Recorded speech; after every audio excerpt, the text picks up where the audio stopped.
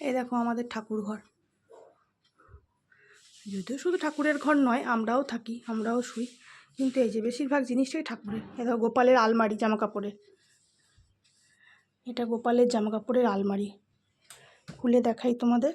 এই দেখো সব গোপালের জিনিস, গোপালের বাসন কোসন, প্রচুর জামা আছে গোপালের, প্রচুর জামা।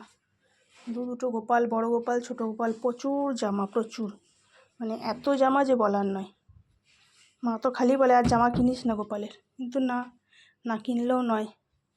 এই দেখো, এই দেখো গোপালের জামা, কত জামা। এই দেখো জামা ছড়াছড়ি গোপালের জামার। এই দেখো প্রচুর, এগুলো সব ঘাগরা, এগুলো একটাও জামা নয়, এগুলো সব ঘাগরা, ফ্রক নয়, সব ঘাগরা। এই দেখো আজকে মা ঠাকুরকে দিয়েছে, এখনও প্রসাদ নামাইনি, আজকে ভুলে গেছে নামাতে। এই এখন গেছে স্নান করতে আরেকবার, এবার এসে নামাবে প্রসাদ। এই দেখো আমার গুরু মহারাজ, মায়ের গুরুদেব, আমার গুরুদেব। এই আমার গোপাল সোনা বসে আছে।